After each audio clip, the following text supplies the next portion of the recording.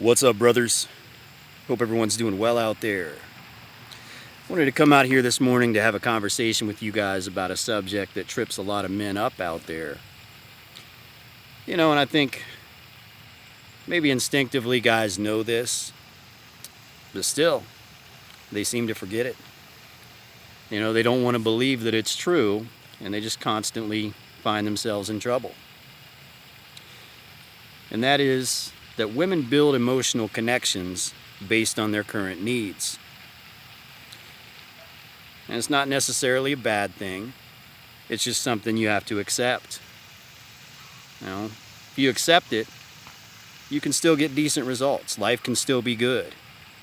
If you refuse to believe that it's true, again, you'll find out the hard way.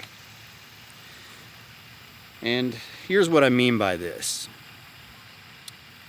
You could be the most Chad guy in the world, right? You're extremely good looking, you're charismatic, you have a lot of sex appeal. You meet a woman, she's smiling from ear to ear, she thinks you're hot. And the two of you link up maybe once or twice a month. You get it in, you have really good sex. And then you hit her up a week later and she leaves you on red. And you're confused. What the hell happened here? Well, her current needs were that she was looking for sex. So she built that connection with you. She gets the sex she wants. And the next 3 weeks, you don't fall in line with her current needs. You could be on the other end of the spectrum. You could be the guy that takes her out to a nice dinner. Maybe for 3 weeks straight you've been taking her out on nice dinners, spending a lot of money on her. And she seems receptive. Seems like she likes you and you like her. And all of a sudden she leaves you on red. You don't know what she's doing. Maybe she's back with the other guy. But that's what her current needs are telling her to go after. Women build emotional connections based on their current needs. As men, we don't have what you would call needs in relationships. We wake up one day and we want something, and we make a plan to get it. You wake up one day and you say, I want to get laid today. You make a plan to make it happen. You decide, what? It'd be nice to settle down and have a wife. So you make a plan to settle down and have a wife. And that's your plan, and it just becomes part of who you are. But women build emotional connections based on their current needs. And when a woman's body needs something, she's going to go after it. This is why a lot of guys like to talk about what they refer to as the hoe phase. If you have a hot, young, 21-year-old woman, and her body says, hey, you need to get out there.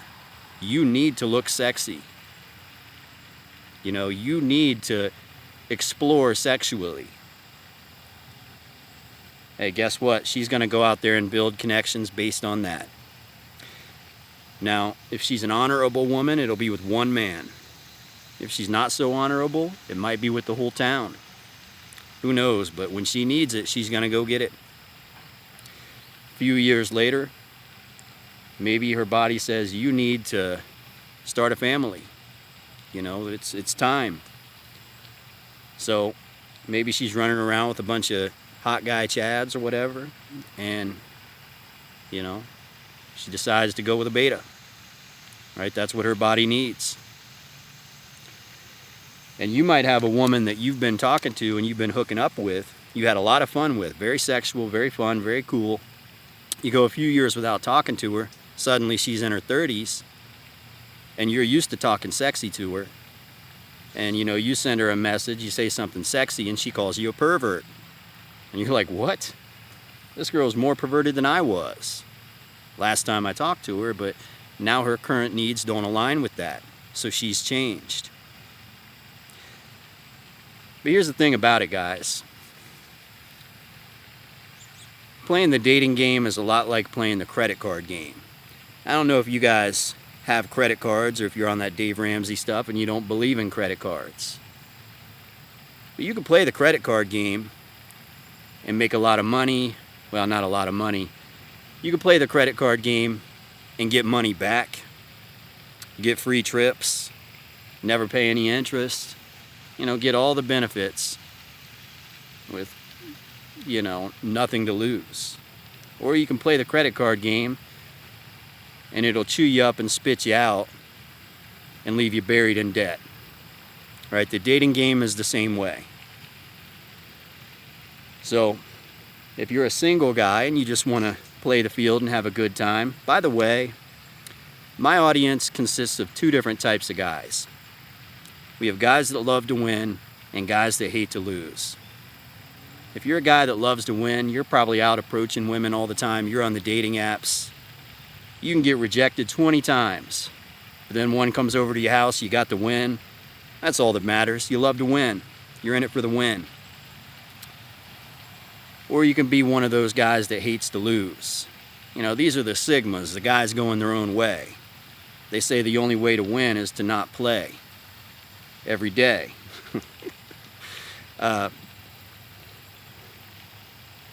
was listening to, I don't know why, but I was listening to an Eminem song. This is out of left field. And he said, "You act up, I'm throwing you down a flight of steps, and I'm throwing you back up them. If they don't like the track, fuck them." I don't know why, man. That stuck in my head, and I'm thinking of rhyming words. It was like the dumbest lyric I'd ever heard, but it just stood out and made you laugh. The visual of throwing them down a flight of steps and throwing them back up them because they don't like it. I don't know. Because they don't like his song. Anyways, love to win and hate to lose kind of guys. Think of a football team. A wide receiver can drop 10 straight passes. Team's down by 21. But for some reason they keep him in the game. And he catches a touchdown pass. Guess what? He's still doing his little dance out there, right? Because he loves to win. He got himself a touchdown, that's a win for him. Then you got hate to lose guys. They're over on the sideline throwing their helmets and frustrated and angry. You're going to have both. Right? There's guys that love to win and guys that hate to lose. And the guys that want to play this game, the dating game, are guys that love to win. Maybe they view having a kid, even if they get divorced, as a win because they got a kid out of it. And maybe they view getting rejected 20 times but still taking a girl home as a win because they accomplished what they want. They got the win out of it. Guys that hate to lose, they don't want to approach at all because they don't want that even one rejection. They don't want one blemish on their record. It's not up to me to decide which one you are. But, just keep that in mind. Nonetheless, if you're a guy that wants a relationship to work, because if you're just looking to play the field, it's easy. If you guys meet at the right time at the right place, and what she's looking for aligns with whatever your current plan is, you can go ahead and do it. And accept that it probably has an expiration date. In this day and age, ain't nothing really bonding the two of you together. It's temporary. And you just continue to play that game over and over again. You get the benefits you want, she gets the benefits she wants. Play musical chairs, hop onto somebody else. By all means, if that's what you want to do, go ahead and do it. Abundance mindset, right? But if you're a relationship guy, if you found yourself a lady, because I know a lot of you guys are like this, you found yourself a lady and you want to work things out and you'll do whatever it takes to keep her happy. And this is where the term happy wife, happy life comes from. Right? When you meet her, your current plan aligns with her current needs. And that's sort of what you create that emotional bond on. That's what's bonding the two of you together. And then something happens and it's not aligning anymore. Your current plan isn't aligning with her current needs.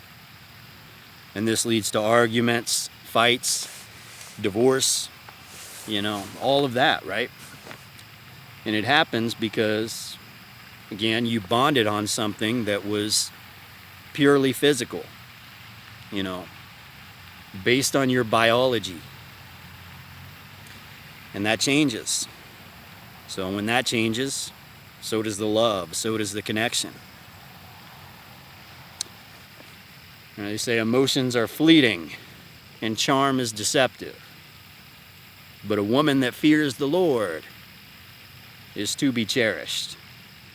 Or something like that. What that means is, if you create an emotional bond rooted in God, and I'm not trying to get religious on you, but I'm saying this is one of those things that will be there forever.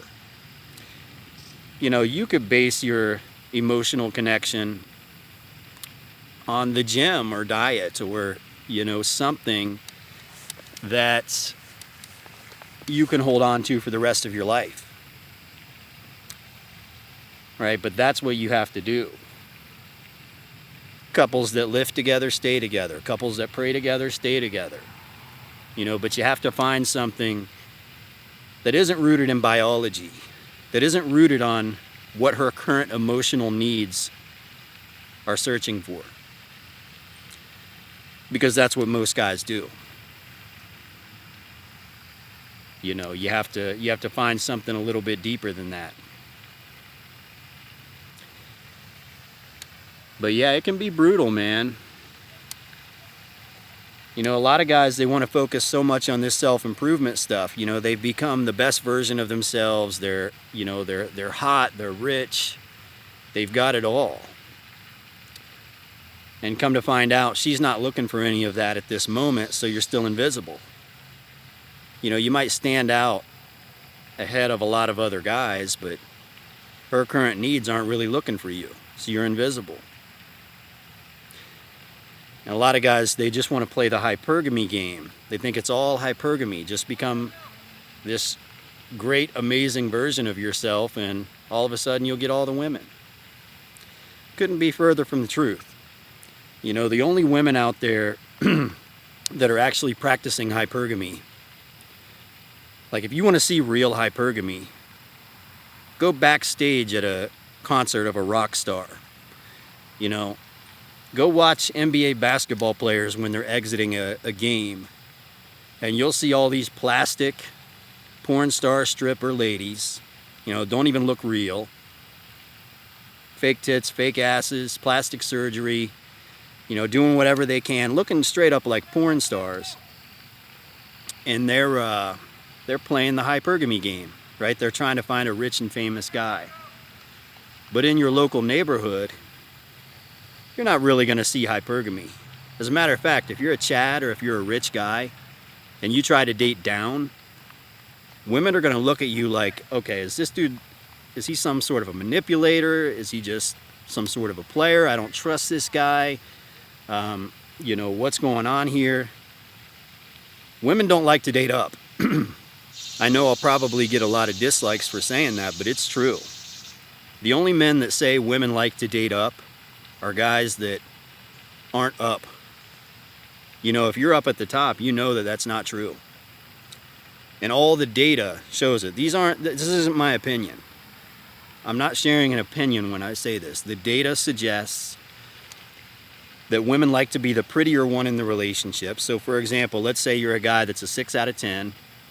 The ideal relationship would be that you date a woman that's a 7 out of 10 in looks, but you make a little more money than her. So maybe you make $80,000 a year, she makes $40,000 a year. You're a 6 out of 10 in looks, she's a 7.5 out of 10 in looks. That's equal sexual market value. And you know, anybody that's taken Psych 1 and learned about how love works and how it operates, you'll understand that that's what the data suggests women are looking for. So you don't want to get caught up strictly in the hypergamy thing.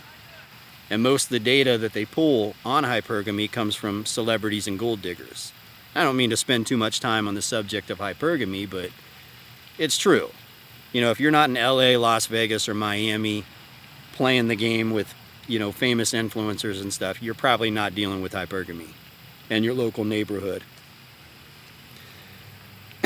So it's really just about her current needs. You can be broke as a joke and, you know, you just have some sex appeal And she's currently looking, you know, she's going through that phase. You know, she wants to be sexual. So, you know, she's giving you the eye. And she shoots her shot the way a woman does. You know, she's looking at you. You just keep catching her looking at you, putting herself right there in your vicinity. You're thinking to yourself, what's she doing here? Like, is she doing this on purpose? You know, is she giving me signs right now? What's going on here? Hell yeah, she's doing it on purpose. Hell yeah, she's giving you signs. But that's how she shoots her shot. I'd say maybe 15% of the time she might approach you and she might speak to you. The other 85% of the time, you got to say something to her. And even if you're the most Chad guy in the world, the most Tyrone guy in the world, when you open your mouth, if you sound stupid, if you sound insecure, she's going to move on. That's why the most important thing to do is just get comfortable in your own skin, have a plan based on whatever the hell stage of your life you're in. Be direct and be open and honest about it. If those plans align with her current needs, you bet your ass she's probably going to cooperate with you. Is that cooperation going to last forever? We discussed that earlier. So you got to make the decision. Is this temporary? Is it fun? Are you cool with that? Or do you want to keep her forever? Is that the plan? Do you want to be with her forever? The rest of your life? If that's the case, you got to find stable activities, consistency and function, and find a way to make it work. You know, the things I bring up are church and the gym. Find activities that can bond the two of you together for the rest of your life. And you'll stay together. But all right, guys, I don't really see a reason to drag this one on anymore. Hope everyone has a good day out there. Enjoy the rest of your Sunday and the rest of your week. And I hope this video was somewhat informative. And that's about it for today, guys. Until next time, see ya.